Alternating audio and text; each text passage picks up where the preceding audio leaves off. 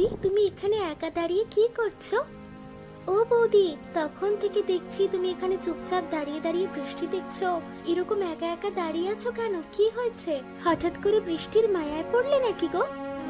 তুমি বুঝতে পারছো না মীরা, এই বৃষ্টি শুধু আনন্দের নয়, কত মানুষকে কষ্ট দেয় এই বৃষ্টি, তুমি জানো? হ্যাঁ, অনেকেই তো কষ্ট পায়, কিন্তু তুমি হঠাৎ করে এরকম কথা বলছো কেন? আচ্ছা, তুমি কখনো ভেবে দেখেছো আমাদের গ্রামের অসহায় গরিব মানুষগুলোর কথা? সত্যি ওদের এই বর্ষায় খুব কষ্ট না বৌদি? ভেবে দেখো একবার, চাল ভাঙা, কারোর পুরো বাড়িটাই ভাঙা, কেউ আবার বাজারে যেতে পারছে না, কারোর ডাক্তার দেখানোর উপায় নেই। ওরা এতটাই কষ্টে থাকে যে তুমি আমি কল্পনাও করতে পারবো না। আমাদের তো কোনোদিন খিদের জ্বালাও বুঝতে হয়নি, কিন্তু ওদের প্রতিনিয়ত লড়াই করতে হয় জীবনের সাথে। সত্যি আমিও ভাবছিলাম গো, এই জল কাদায় মানুষগুলোর কি অবস্থা। তাছাড়া সাপ খোপের উপদ্রব বাড়বে এই বর্ষার দিনে। আচ্ছা, আমরা কি কিছু করতে পারি? আমাদের তো পারতেই হবে মীরা, একই সমাজে যখন বাস করছি তখন পারাটা আমাদের কর্তব্য। আর তাছাড়া আমাদের দয়াতে তো ওরা বেঁচে নেই, বরং ওরা আছে বলেই আমরা আছি। আমরা যে এত টাকা পয়সা কামিয়ে এত সুখে এত বড় ঘর করে আছি, এটা তো ওদেরই পরিশ্রমের ফসল। তার বদলে কি আমরা ওদের কিচ্ছু ফিরিয়ে দিতে পারি না? কিন্তু তুমি আমি কি চাইলেই কিছু করতে পারবো বৌদি? আমি একটা সিদ্ধান্ত নিয়েছি। কি সিদ্ধান্ত? আমি বাজারে একটা দোকান খুলবো। এই অসহায় মানুষগুলো যারা ঠিক করে বর্ষার জন্য খেতে পারছে না, তারা কম দামে ভালো খাবার পাবে। সাধারণ খাবার যেমন ভাত, ডাল, তরকারি তাই থাকবে, কিন্তু ওরা ভালোবেসে খাবে। কিন্তু বাবা যে মানবে না। বাবার এই গ্রামে একটা আত্মসম্মান আছে, তার বাড়ির পুত্রবধূ এরকম একটা সিদ্ধান্ত বাবা কিছুতেই মানতে পারবে না, আমি জানি। বাবা মানবে না বলে তো আর সমাজের সব দায় আমি ঝেড়ে ফেলতে পারবো না। আমাদের কিছু একটা করতেই হবে। কিন্তু তুমি বাবার অমতে যাবে? ভালো কাজে কেউ পাশে না দাঁড়ালে তখন একলাই সিদ্ধান্ত নিতে হয়। ওনার মানার দরকার নেই। মানুষের ভালোর জন্য আমার যেটা করতে ইচ্ছে হয়েছে আমি সেটাই করব।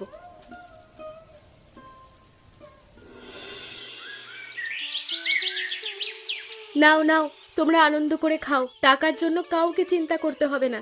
আমি তোমাদের পেট ভরে খাওয়াতে এসেছি, টাকা উপার্জন করতে নয়। যার যা সামর্থ্য অল্প কিছু তাই দিও, আর যার সামর্থ্য নেই তার দিতে হবে না। বাঁচলে পরে দেবে। এ তো দেখছি লঙ্গরখানা বসে গেছে। চারিদিকে এমন ভাবে ভিখারি ভোজন তো কোনোদিন দেখিনি। আরে কালুদা, এসো এসো বসো। না কালুদা, ভিখিরি ভোজন হচ্ছে না। এই মানুষগুলো আমাদের মধ্যে সহজ সরল এবং আজ এই অপয়া বৃষ্টির জন্য কষ্টের মধ্যে আছে। তাই আমি ওদের একজন হয়ে এদের একটু উপকার করতে এসেছি। তুমি ওদের একজন কি করে হলে গো? তুমি তো মোড়ল বাবুর ঘরের বৌমা। তুমি ভুলে যেও না কালুদা, যে আমরা সবাই এই সমাজের অংশ এবং এটাই আমাদের প্রথম পরিচয়, আর তারপর আমাদের অন্য পরিচয়। বাবা, তুমি তো দেখছি একেবারে জ্ঞানের লেকচার ঝাড়তে শুরু করলে। এরকম বড় বড় জ্ঞানের কথা তো আমি কারোর মুখে শুনিনি এর আগে। অবশ্য কেউ আমাকে বলার সাহসও দেখায় না, কারণ আমি মোড়ল বাবুর ডান হাত।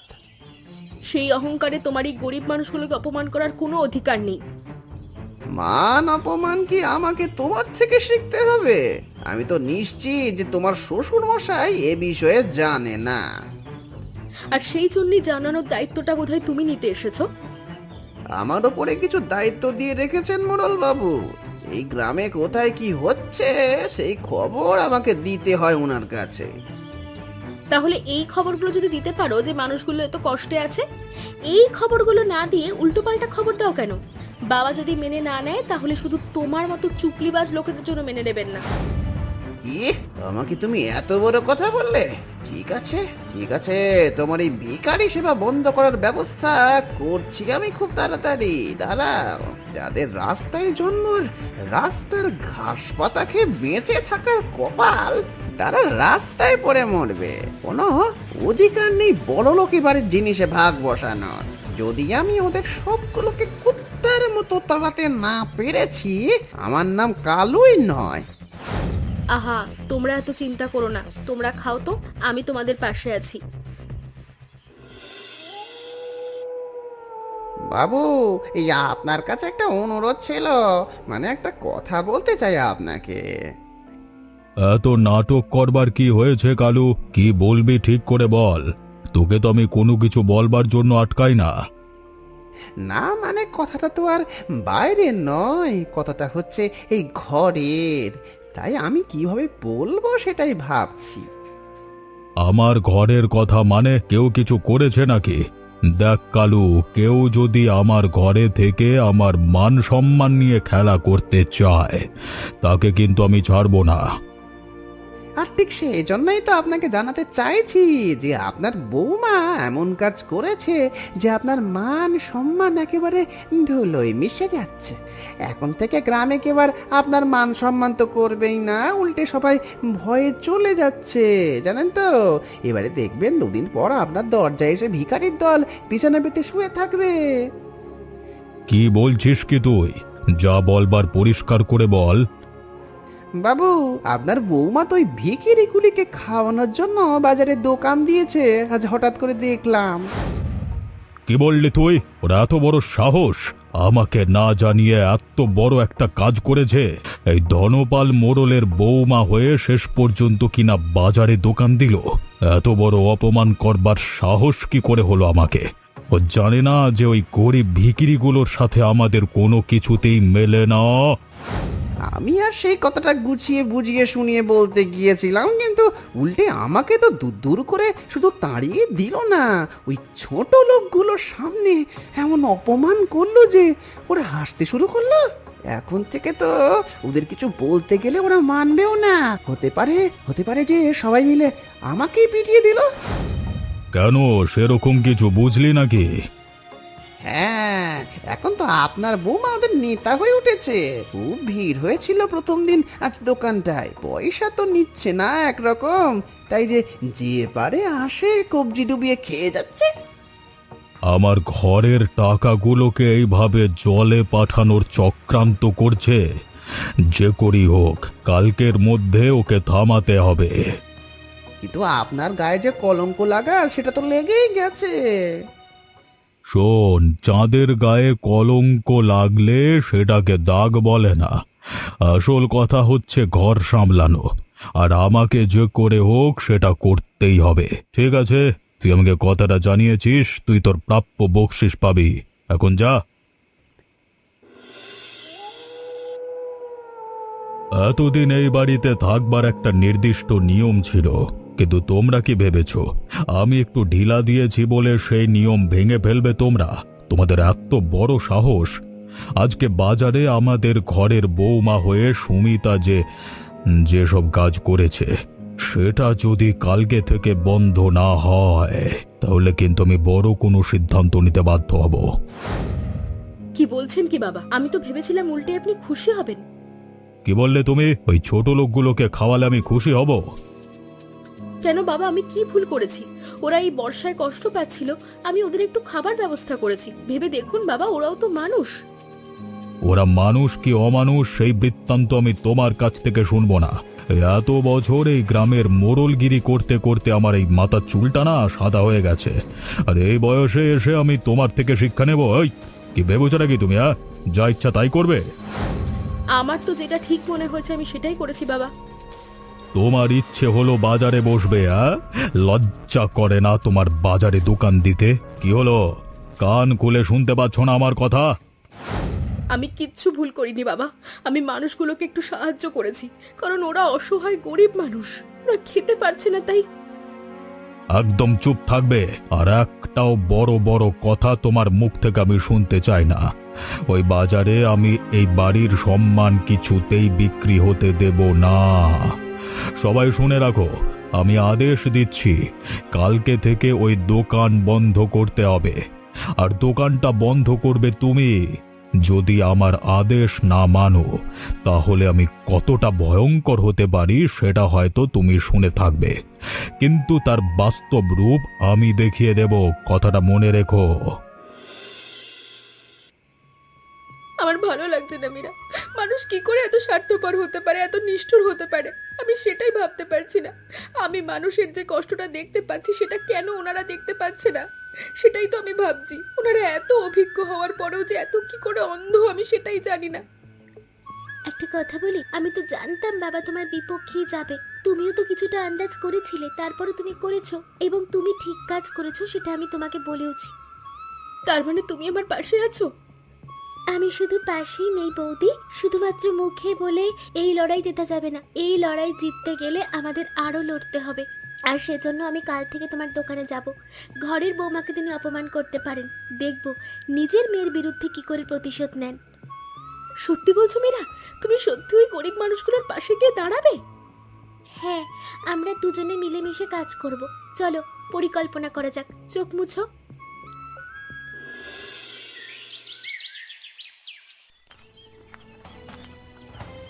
দাঁড়াও, তোমাকে আমার বাড়ির বৌমা বলতে আজকাল লজ্জা হয়। কেন বাবা, কি হয়েছে? কি হয়েছে? তুমি বুঝেও না বুঝবার ন্যাকামোটা কেন মারাচ্ছ? কালকে রাতে অত ঝামেলা, অত কিছু বলবার পরেও তোমার লজ্জা নেই যে আজকে পা তুলে বাজারে বসতে যাচ্ছ? বাবা, আমি কোনো বাজারে বসতে যাচ্ছি না, আমি গরিব মানুষগুলোকে সাহায্য করতে যাচ্ছি। আর সেই সাহায্যের জায়গাটা কোথায়? যদি আপনি বলেন তাহলে আমি এই বাড়িতে ডেকেও সাহায্য করতে পারি। একদম বড় বড় কথা বলবেন আমার মুখের ওপরে। ওই নোংরা লোকগুলোকে আমি আমার বাড়ির ত্রিসীমানায় আসতে দেব না কোনোদিন। কিন্তু আমাকে যে আমার দোকানে যেতেই হবে বাবা। যেতে হবে যখন তুই যা, আর একেবারে বাড়ি থেকে দূর হয়ে যা। কি বলছেনটা কি আপনি? ঠিক বলছি, তুই এই মুহূর্তে এখান থেকে চলে যা। আর আমি আমার ছেলেকে খুব ভালো করেই জানি। কালকে রাতে ওর সাথে কথা হয়েছে আমার। ও নিজেও মেনে নিতে পারছে না তার বউ কিভাবে এমন কাণ্ড কারখানা করতে পারে। এই, তোর আর কোনো জায়গা নেই এ বাড়িতে। প্রয়োজনও ফুরিয়ে গেছে তোর এখানে, চল। আপনারা তার মানে শুধু প্রয়োজন পর্যন্ত মানুষকে মনে রাখেন, তাই তো? আর একটাও কথা যদি বেশি বলিস তাহলে আমি এই বাড়ির দারোয়ান ডেকে তোকে মারতে মারতে বের করে দেব। চলে যা এখান থেকে, চলে যা, আর কোনোদিন ফিরে আসবি না।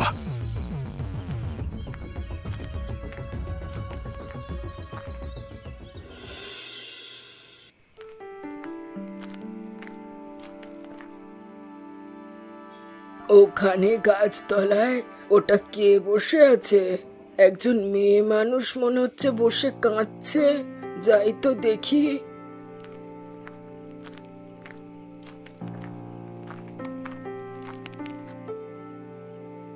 এ কি? কে মা তুমি? দেখে তো ভদ্রঘরের বই মনে হচ্ছে। এখানে বসে এভাবে কাঁদছো কেন? আর কতক্ষণ ধরে বসে আছো? কে তুমি বুড়িমা? এই যে সামনের ঘরটা দেখছো, এটা আমার। আমি তো গিয়েছিলাম সেই সকালবেলায় কাঠ কুড়োতে। আমি কোনো রকম কাঠ কুড়িয়ে বেঁচে আছি। কিন্তু তুমি কে? আমার পরিচয় জেনে কি করবে বুড়িমা?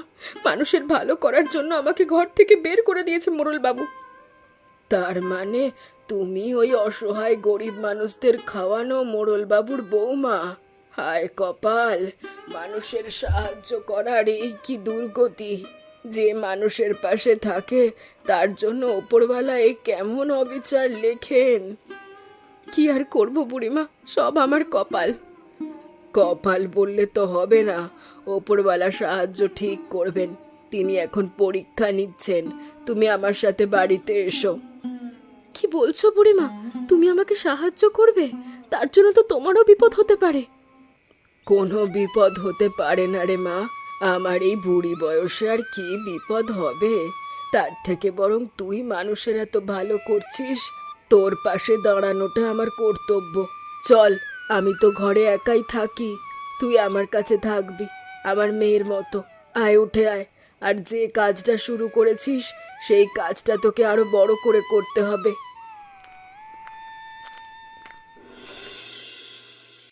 তোমরা খাও, আরো বেশি করে খাও। বাড়িতে যদি বাচ্চা বুড়ো মানুষ কেউ থেকে থাকে তাদের জন্য নিয়ে যাও, কোনো অসুবিধে নেই। বৌদি, জীবনে প্রথমবার মনে হচ্ছে এমন আনন্দ পাচ্ছি আমি। আমি তোমাকে বলেছিলাম তো, এই গরিব মানুষগুলোর পাশে দাঁড়ানোর থেকে বড় আনন্দ আর কিছুতে নেই। সত্যি, এত বড় বাড়িতে এত সুযোগ সুবিধার মধ্যে থেকেও এত সুখ কখনো পাইনি। কিন্তু এই সাধারণ মানুষগুলোর মধ্যে যেই সুখ খুঁজে পাচ্ছি।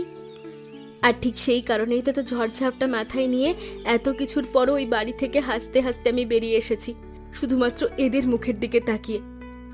দেখো বৌদি, আরো কত মানুষ ভিড় করেছে। তবে তুমি না থাকলে আমি কখনো এটা পারতাম না মীরা। বুড়িমা যেমন আমাকে আশ্রয় দিয়ে বাঁচিয়েছে, তেমন তুমি আবার এসে আমাকে অনুপ্রেরণা দিয়েছো। আর আমি তো একা বাড়ি ছাড়িনি, তুমিও আমাকে সাহায্য করার জন্য এত বড় ঝুঁকি নিয়েছো। আমাদের এখন এইসব আলোচনা করার থেকে এই মানুষগুলোর পাশে থাকাটাই জরুরি। এখন মনে হচ্ছে এরা সবাই আমাদের ভাই বোন। একদম ঠিক কথা বলেছো তুমি মীরা। দেখো দেখো, কত মানুষ খাবার না পেয়ে লাইনে দাঁড়িয়ে আছে। চলো ওদের খাবার দেওয়া শুরু করি। আমাদের যতই প্রতিরোধ বা বাধা আসুক, আমরা এইভাবেই মানুষের পাশে দাঁড়িয়ে থাকবো, সব ঝড়ঝাপটা উপেক্ষা করব। এই এসো এসো, তোমরা কেউ তাড়াহুড়ো করবে না, সবাই লাইনে দাঁড়াও, এক এক করে খাবার দেওয়া হবে। কি হয়েছে রে মা, তুই এরকম করছিস কেন?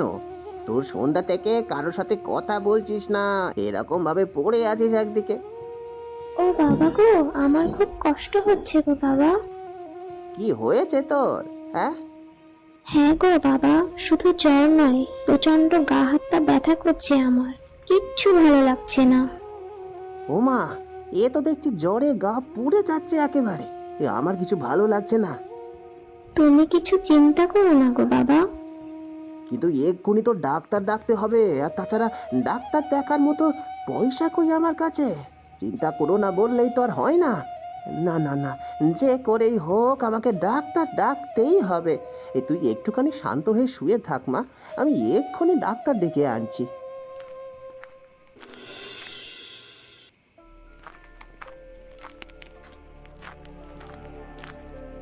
আর তোমরা এই দোকান বন্ধ করে ফিরছো নাকি? হ্যাঁ হ্যাঁ, আবার কিছু গালাগাল দেবে নাকি আমাদের? যা ক্ষতি করার তা তো করেইছো। না গো না, আমি বড় অসহায় অবস্থার মধ্যে পড়েছি। সেটাই তো দেখে মনে হচ্ছে। এরকম দৌড়তে দৌড়তে কোথায় যাচ্ছো কালুদা এই সন্ধ্যায়? আমার মেয়ে পটলের বড় অসুখ গো বৌদি। কি হয়েছে পটলের? প্রচন্ড জ্বর, আমি বাড়িতে গিয়ে দেখলাম। আর তার সাথে গা হাত পায়ে যন্ত্রণা করছে বলছে। মেয়েটা আমার বড় কষ্ট পাচ্ছে গো বৌদি। এদিকে হাতে একটা টাকাও নেই যে যদি ডাক্তার দেখাতে না পারি তাহলে তো মেয়েটা আমার চোখের সামনে শেষ হয়ে যাবে, আর আমি সেটা কিছুতেই বাবা হয়ে চোখে দেখতে পাবো না। তোমাকে কিচ্ছু চিন্তা করতে হবে না কালুদা, পটল আমাদেরও মেয়ের মতো, ওকে আমরা ডাক্তারখানায় নিয়ে যাব। কিন্তু আমি যে তোমাদের এত খারাপ কথা বলেছিলাম, আর আমার জন্য যে তোমাদের এত খারাপ সেটা। একটা বাচ্চা মেয়ের শরীর খারাপের সময় এত কিছু মনে রাখতে নেই, তাড়াতাড়ি চলো।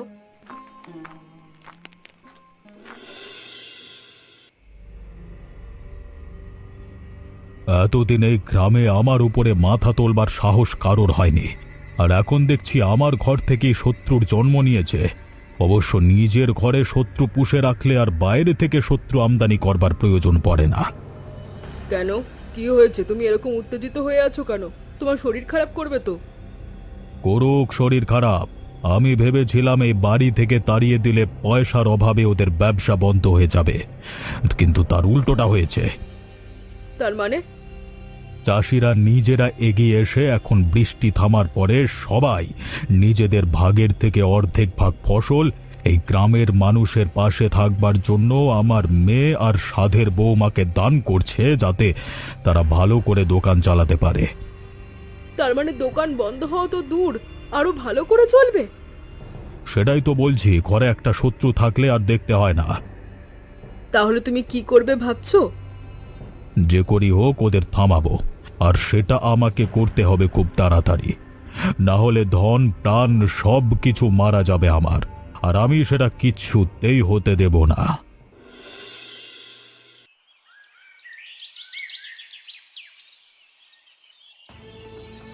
দোকান বন্ধ করো তোমরা, এক্ষুনি চলে যাও বলছি তোমরা এখান থেকে, না হলে প্রত্যেককে মারতে মারতে গ্রাম থেকে তাড়িয়ে দেব। বাবু, আমি আপনার সাথে এসেছি, কিন্তু আমি কিছু বলতে চাই। তুই আবার কি বলবি? তোকে তো নিয়ে এসেছি ওদেরকে মারতে মারতে তাড়িয়ে দেওয়ার জন্য রে। ওই না বাবু, এই দোকান বন্ধ হবে না, আমি ওদের পাশে আছি। কি বলছিস কি তুই? নিজেই একদিন এই দোকান বন্ধ করবার জন্য আমার কাছে এসেছিলিস, আর আজকে তুই ওদের দলে চলে গেছিস? তো লজ্জা করে না ছাগল? না, লজ্জা করছে না, কারণ ওই বৌদির জন্যই আমার মেয়েটা প্রাণে বেঁচে গেছে। আর তোমরা সবাই শোনো, এই খাবার তোমরা যত খাবে ততই গ্রামের মানুষজন সুস্থ থাকবে, কারণ এই টাকা মানুষের কল্যাণে লাগবে এবং এমন ভালো খাবার গ্রামের মানুষের সুস্বাস্থ্যের জন্য ভালোই হবে। তুই কি বলছিস? আমি তো কিছুই বুঝতে পারছি না। হ্যাঁ বাবু, আমি এতদিন আপনার কাজ করেছি কিন্তু আমি প্রাপ্য মজুরি পাইনি, তাই আমি পয়সাটার অভাবে মেয়েটা মরতে বসেছিল, অথচ বৌদিকে আমি এত অপমান করে ঘর থেকে তাড়িয়ে দেওয়ার পরেও বৌদি আমাকে সাহায্য করেছে এবং আর সেই জন্যই আমার মেয়েটা আজ বেঁচে গেছে। আমাকে ক্ষমা করে দিও তোমরা, এরপর আর আমার কিচ্ছু বলবার নেই। তোমরা এই দোকান থেকে খাবার খেও। হ্যাঁ, আমি আমি আমি আমি ভুল করেছি, আমাকে ক্ষমা করে দাও, ক্ষমা করে দাও। দেখেছো তো, শুধুমাত্র যদি মানুষের ভালোর জন্য ভাবা যায় তাহলে একদিন সবাইকে পরিবর্তন করা যায় এইভাবে। তোমরা বলতে পারবে আমার হঠাৎ করেই দোকান বানানোর ইচ্ছেটা কেন হয়েছিল? উত্তরটা কিন্তু কমেন্ট করে জানিও। আর আমাদের চ্যানেলটা অবশ্যই সাবস্ক্রাইব করো আর আমাদের সঙ্গে থেকো, বন্ধুদের সঙ্গে গল্পটা শেয়ার করো।